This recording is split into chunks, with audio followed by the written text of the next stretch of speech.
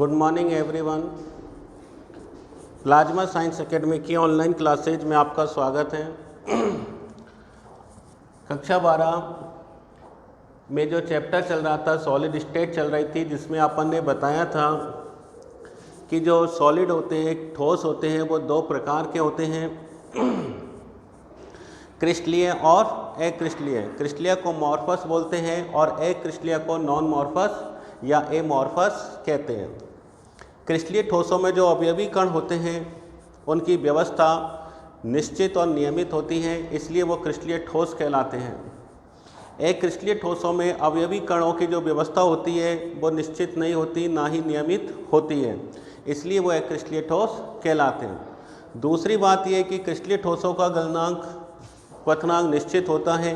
वो एक निश्चित ताप पर पिघलते हैं और एक निश्चित ताप पर उबलते हैं, इसलिए उन्हें वाष्पिक ठोस भी कहा जाता है। और जो अक्रिस्टलीय ठोस होते हैं उनके गलनांक निश्चित नहीं पाए जाते हैं, उन्हें आभासी ठोस भी कहा जाता है। दूसरी बात यह है कि जो अक्रिस्टलीय ठोस होते हैं उनमें जो अवयवी कणों की व्यवस्था होती है वो द्रवों के समान पाई जाती है, अर्थात उनमें बहुत ही धीमी गति से बहने का गुण होता है। बहुत ही धीमी गति से बहने का गुण होता है, इसलिए उन्हें अतिशीतित द्रव भी कहा जाता है। और इसी कारण क्या होता है कि कई सालों से लगी हुई कांच की जो खिड़कियां हैं उनके जो निचले सिरे पाए जाते हैं वो मोटे होते हैं और ऊपर के सिरे नीचे की तुलना में थोड़े पतले होते हैं, क्योंकि जो अवयवी कण हैं वो बहुत ही धीमी गति से रिसते हुए ऊपर से नीचे की ओर आते हैं, इसलिए अक्रिस्टलीय ठोसों को अतिशीतित द्रव कहा जाता है। तो ध्यान रखना, कई बार प्रश्न ये भी पूछ लिया जाता है कि कांच एक अतिशीतित द्रव है, क्यों? क्योंकि कांच एक अक्रिस्टलीय ठोस होता है, उसमें अवयवी कणों की जो व्यवस्था है वो द्रवों के समान पाई जाती हैं, जिसमें बहुत ही धीमी गति से बहने का गुण होता है, इसलिए कांच एक अतिशीतित द्रव होता है। अगली बात यह कि क्रिस्टलीय ठोसों में अपन ने देखा कि जब पिघले हुए क्रिस्टलीय ठोस को ठंडा करते हैं तो वह ताप का मान में धीरे धीरे गिरावट होती जाती है और एक बिंदु ऐसा आता है जब ताप का मान कांस्टेंट हो जाता है, ताप का मान स्थिर हो जाता है। और जब तक पूरा क्रिस्टलीय ठोस जम नहीं जाता तब तक ताप का मान स्थिर रहता है, और जब पूरा ठोस जम जाता है उसके बाद में फिर ताप में धीरे धीरे कमी होने लगती है। जैसा कि अपन ने बताया था, ये देखो, ये जो येलो कलर की है वो कांस्टेंट को बता रही है। किसको बता रही है? कांस्टेंट को बता रही है। तो ये जो इनके शीतलन वक्र कैसे प्राप्त होते हैं? ऐसे, अर्थात सतत प्राप्त होते हैं, रेगुलर, कंटिन्यूअस, असतत। कैसे प्राप्त होते हैं? असतत, डिसकंटिन्यूअस, अनियमित। क्यों? क्योंकि पहले ताप में क्या हुई, ये टेम्परेचर है, ये टेम्परेचर है और ये टाइम है। तो यहाँ अपन ने देखा कि टाइम के साथ साथ धीरे धीरे तापमान में कमी हुई और एक बिंदु ऐसा आया जब ताप का मान क्या हो गया? कांस्टेंट हो गया। और फिर लास्ट में जाकर जब पूरा ठोस जम जाता है तो ताप में लगातार क्या होने लगती है? कमी होने लगती है। इसलिए इनके जो शीतलन वक्र है वो असतत, अनियमित प्राप्त होते हैं। अपन ने अक्रिस्टलीय की बात करी, तो जब पिघले हुए अक्रिस्टलीय ठोस को ठंडा करते हैं तो ताप में लगातार कमी होती जाती है। तो देखो, ये है अक्रिस्टलीय, और अक्रिस्टलीय में जो शीतलन वक्र है वो कैसे प्राप्त होते हैं? सतत प्राप्त होते हैं, कंटिन्यूअस प्राप्त होते हैं, अर्थात ताप के मान में लगातार कमी होती चली जाती है। ठीक है। एक चीज़ और अपन ने बताई थी कि इनमें तो गुण पाया जाता है समदेशिकता का। किसका? समदेशिकता। और इनमें जो गुण पाया जाता है वो पाया जाता है विषमदेशिकता का, विषमदेशिकता का। लेकिन एक जो स्ट्रक्चर है क्यूबिक या क्यूब घनीय संरचना में जो गुण पाया जाता है वो समदेशिकता का पाया जाता है। किसका पाया जाता है? समदेशिकता का गुण पाया जाता है। तो घनीय संरचना में समदेशिकता का गुण पाया जाता है। बाकी जितनी भी क्रिस्टलीय संरचनाएं होती हैं उन सभी में विषमदेशिकता का गुण पाया जाता है। तो ये एक अपवाद है कि घनीय संरचना में समदेशिकता का गुण होता है, बाकी सभी क्रिस्टलीय संरचनाओं में विषम देशिकता का गुण पाया जाता है। समदेशिकता में जैसे अपन ने देखा ये अवयवी कण बना दिया अपन ने, ये अवयवी कण बना दिए, इनके बीच में भी अपन ने बना दिए।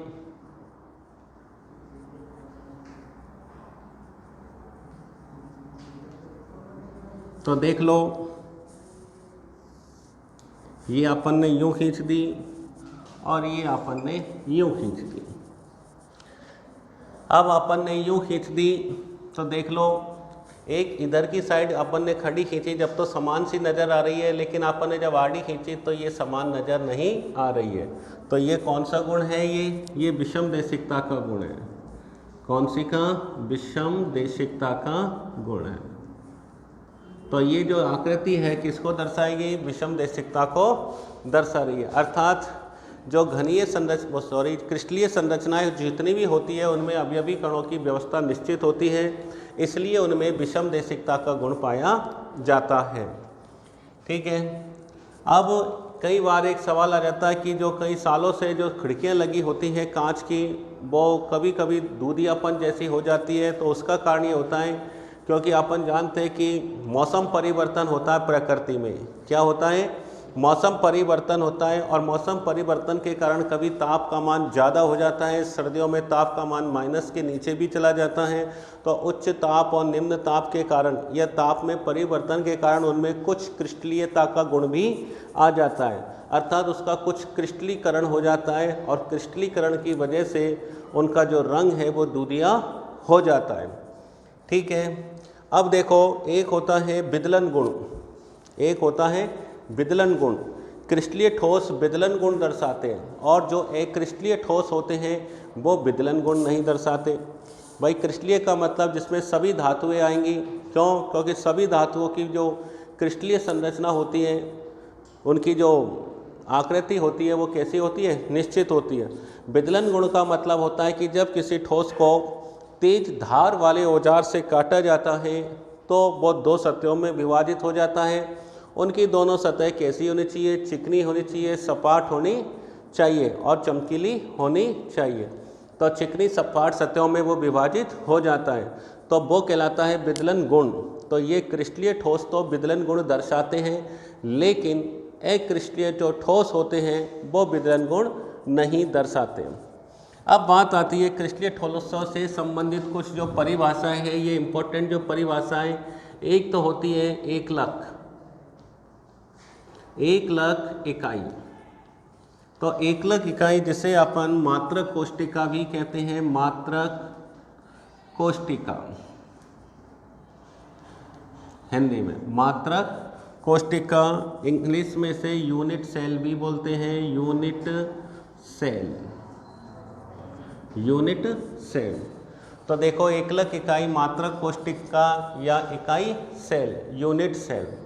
जैसे दीवार की एकलक इकाई एक ईंट होती है, जैसे दीवार की जो एकलक इकाई है वो क्या होती है? एक ईंट होती है। और जब एक ईंट के ऊपर दूसरी और दूसरी के ऊपर तीसरी ईंटों की बार बार रिपीटेशन किया जाता है, पुनरावृत्ति की जाती है, तो एक दीवार बन जाती है। और जब दीवारों की आपस में पुनरावृत्ति की जाती है तो एक हॉल बन जाता है, और हॉलों को जब आपस में जोड़ा जाता है तो पूरा मकान बन जाता है।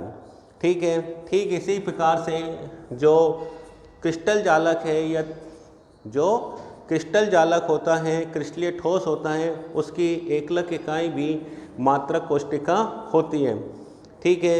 अर्थात उस इकाई सेल की बार बार पुनरावृत्ति की जाए तो बार बार पुनरावृत्ति करने पर पूरे क्रिस्टल जालक का निर्माण हो जाता है। तो इकाई सेल किसे कहते हैं? इकाई सेल वह होती है जिसकी त्रिबिंब में, त्रिबिंब का मतलब होता है तीनों दिशाओं में, एक्स अक्ष, वाई अक्ष और जेड अक्ष, तीनों दिशाओं में बार बार पुनरावृत्ति की जाए तो संपूर्ण क्रिस्टल जालक का निर्माण हो जाता है, उसे अपन इकाई सेल कहते हैं। ठीक है।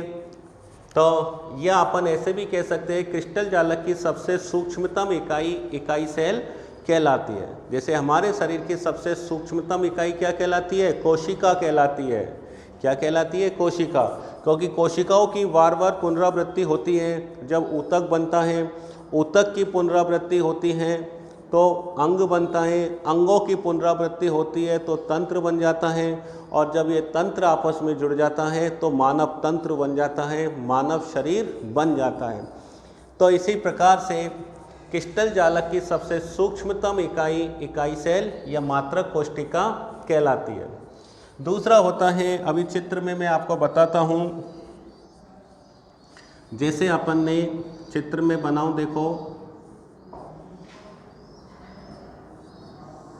ये अपन ने एक वर्ग बना दिया, ये अपन ने दूसरा वर्ग भी बना दिया। मैंने दो वर्गों को आपस में जोड़कर एक घन बना दिया। घन के ध्यान रखना 6 फलक होते हैं, घन के 6 फलक होते हैं, 8 कोने होते हैं और 12 किनारे होते हैं। ये जो तुम्हारा रजिस्टर है ये घनाभ की आकृति का है, क्योंकि घन में लंबाई चौड़ाई ऊंचाई सब कैसी होती है? समान होती है, और घनाभ में लंबाई चौड़ाई ऊंचाई तीनों में से कोई ना कोई एक चीज़ अलग जरूर होती है, या तीनों भी अलग हो सकती है। तो देख लो, तुम्हारे रजिस्टर में भी गिन सकते हो, फलक कोने किनारे चाहे वो घन हो चाहे वो घनाभ हो, संख्या में बराबर ही होते हैं, लंबाई चौड़ाई में अंतर रहता है। अब देखिए इधर मैं तुम्हें बताता हूँ, मैं पूरा घन बना देता हूँ।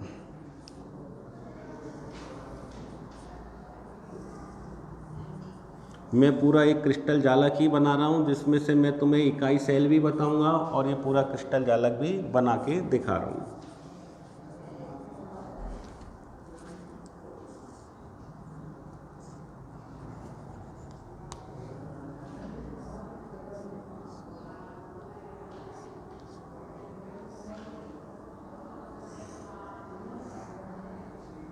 धीरे धीरे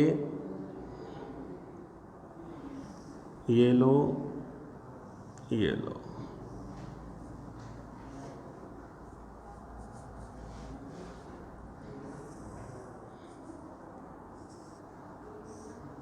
ये लो,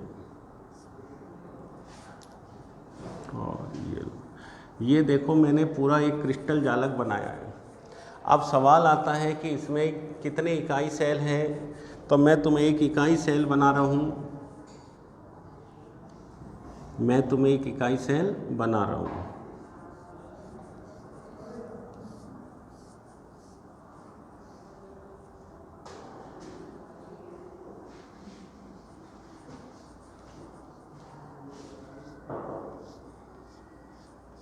ये देखो, ये देखो मैंने एक इकाई सेल बना दी है इसमें से। इसमें 8 इकाई सेल है, मैंने एक बनाई है जिस पर मैंने छायांकित कर दिया है। क्या कर दिए? छायांकित कर दिए। ये लो, दिखाई दे रहा है जिससे मैंने येलो बनाया है। तो ये इकाई सेल है क्रिस्टल की। क्या है? इकाई सेल। और ये पूरा है क्रिस्टल।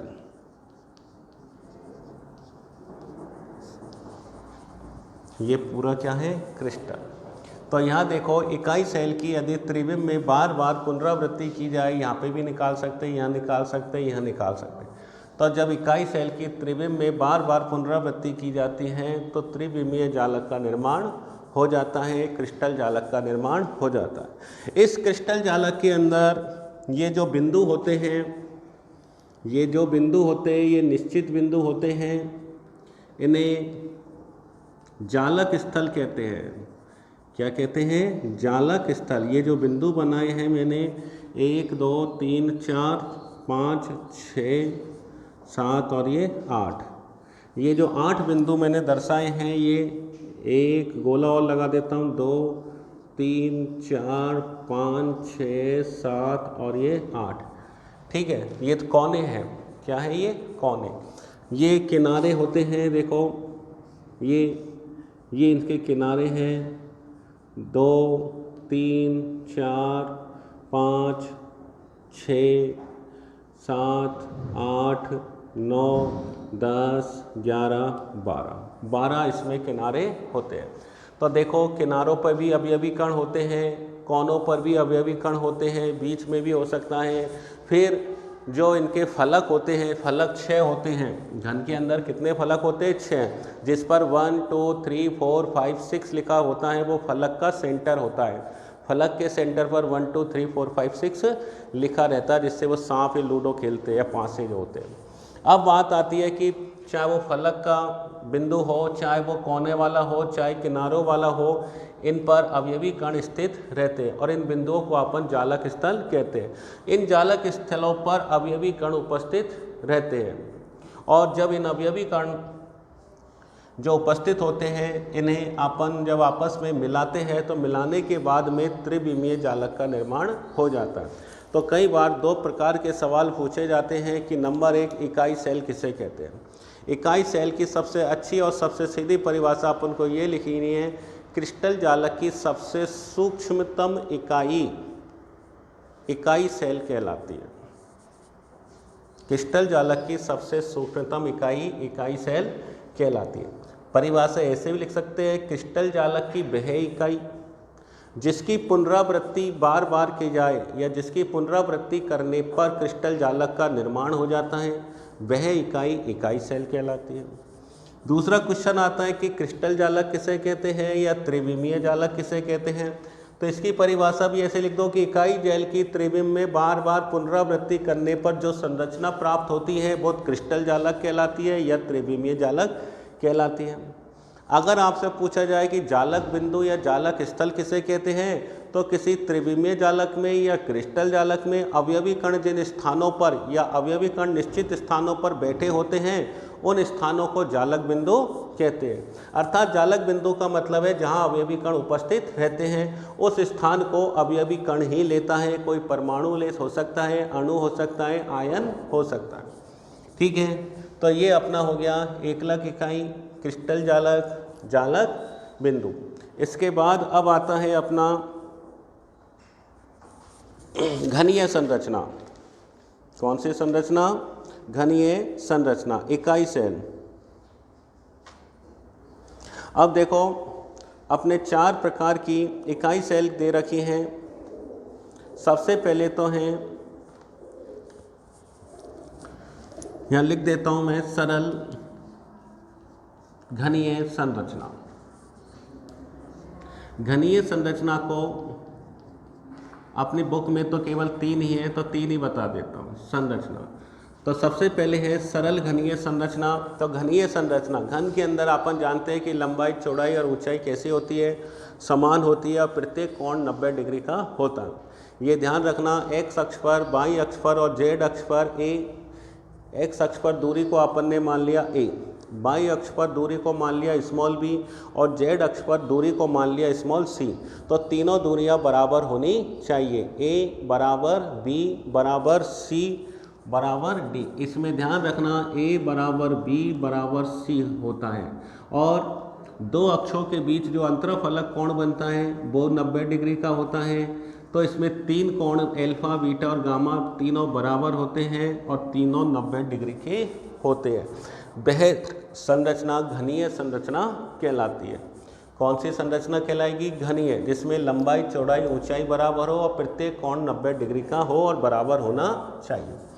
अब देखो मैं तुम्हें 3 प्रकार की घनीय संरचनाओं के बारे में बताता हूँ। नंबर 1 है सबसे पहले सरल घनीय संरचना। सरल घनीय संरचना, तो ये देखो मैं सबसे पहले सरल घनीय संरचना का चित्र बना रहा हूँ। चित्र ऐसा का ऐसा ही बनाएंगे जैसा मैंने अभी बनाया था। 2 वर्ग बनाएंगे, दोनों वर्गों को आपस में जोड़ देंगे तो ये घन का चित्र बन जाएगा। ठीक है, ये जो रेड बिंदु हैं ये देखो, ये कोनों को दर्शाते हैं। एक कोनों की संख्या 8 होती है, 3, 4, 5, 6, 7 और ये 8। ये 8 कोने होते हैं। घन में कितने कोने होते हैं? 8। किनारे गिनेंगे तो किनारे 12 होते हैं। देखो 1, 2, 3, 4, 5, 6। फिर आ जाओ 7 किनारे गिनो, 1 2 3 4 5 6 तो ये हो गए, ठीक है। और देखो इधर ये 7 हो गया, ये 8 हो गया, ये 9 10 11 और ये 12। तो इसमें 12 किनारे होते हैं, 8 कोने होते हैं, 6 फलक होता है और 1 सेंटर होता है। तो इसका मतलब ये हुआ कि अवयवी कण या तो केंद्र पर स्थित हो, या अवयवी कण कोनों पर स्थित हो, या फिर अवयवी कण किनारों पर स्थित हो, या फिर अवयवी कण फलक पर उपस्थित हो, ठीक है। ऐसा भी हो सकता है कि वो केंद्र पर भी हो सकता है, कोनों पर भी हो सकता है। ऐसा भी हो सकता है वो केंद्र पर भी हो सकता है, कोनों पर भी हो सकता है, फलक के केंद्र में भी हो सकता है। ऐसा भी हो सकता है कि वो केवल किनारों पर उपस्थित हो, ठीक है ना। तो जरूरी नहीं है, कोई भी अवयवी कण कहीं पर भी उपस्थित हो सकता है। तो सरल घनीय संरचना की यदि अपन बात करें कि सरल घनीय संरचना वह संरचना होती है जिसमें अवयवी कण केवल इकाई सेल के कोनों पर ही उपस्थित होते हैं। कहाँ पर उपस्थित होते हैं? इकाई सेल के कोनों पर ही उपस्थित होते हैं। तो वह संरचना सरल घनीय संरचना कहलाती है। तो ये जो मैंने स्ट्रक्चर बनाई है वो सरल घनीय संरचना की स्ट्रक्चर है। और ये जो रेड से मैंने जो दर्शाया है ये अवयवी कण उपस्थित है कोनों पर। और जो अवयवी कण कोनों पर उपस्थित होता है उसका योगदान 1/8 होता है। यहाँ पर योगदान से मतलब होता है कि जैसे माना एक टीचर एक घंटे के लिए 8 स्थानों पर पढ़ाता है तो उसका एक स्कूल में योगदान 1/8 होता है। यदि कोई एक टीचर 2 स्कूलों में पढ़ाता है तो उसका एक स्कूल में योगदान 1/2 होता है। कोई अध्यापक 4 स्कूलों में पढ़ाएगा तो उसका योगदान 1/4 होगा। ठीक इसी प्रकार जो कोने होते हैं उनका योग और उन कोनों पर जो अवयवी कण होते हैं उनका योगदान 1/8 होता है। अर्थात जब अपन इसमें अवयवी कणों की संख्या निकालेंगे तो कैसे निकालेंगे? अवयवी कणों की संख्या। अवयवी कणों की जो संख्या निकालेंगे तो पहले अपन उसका योगदान निकालेंगे। अगर कोई अवयवी कण फलक के केंद्र पर स्थित है तो फलक के केंद्र पर स्थित है तो 2 रजिस्टरों को या 2 पासों को जब अपन जोड़ेंगे तो फलक से जोड़ेंगे तो 2 ही रजिस्टर जुड़ सकते हैं, 2 जुड़ सकते हैं। इसका मतलब उसका योगदान 1/2 होता है। तो जो कोनों पर होते हैं उनका योगदान 1/8 होता है, जो फलक पर होते हैं उनका योगदान 1/2 होता है। और जो माना सेंटर में स्थित है तो सोचो घन या पासे का सेंटर उसके बीच में होता है, वहाँ कोई दूसरा नहीं जुड़ सकता क्योंकि वहाँ पर तक पहुँचने के लिए अपन को पूरा का पूरा पासा तोड़ना पड़ेगा, तो वहाँ कोई नहीं जाएगा। तो जो सेंटर पर स्थित होता है उसका पूरा योगदान होता है 1।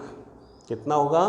1 होता है, वहाँ योगदान बढ़ता नहीं है। तो यहाँ देखो अवयवी कणों की संख्या निकालेंगे सरल घनीय संरचना में तो पहले योगदान गुणा अवयवी कणों की संख्या। तो ये कोनों पर जो अवयवी कण है 1 उसका योगदान 1/8 है। अब संख्या गिन लो 1 2 3 4 5 6 7 8।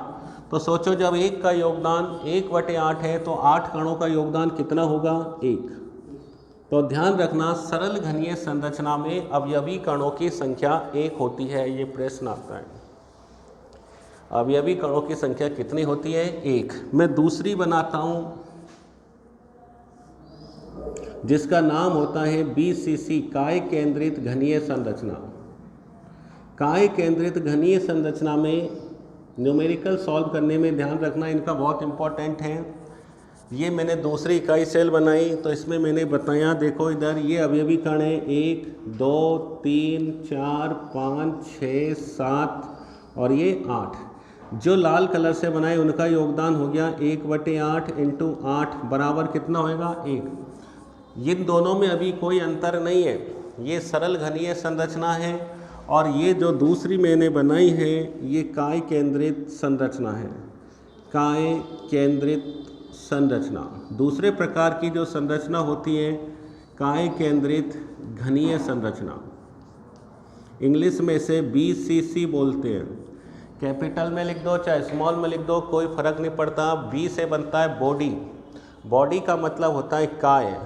C से बनता है सेंटर्ड, सेंटर्ड का मतलब होता है केंद्रित। और अगले C से बनता है क्यूबिक, क्यूबिक का मतलब घनीय।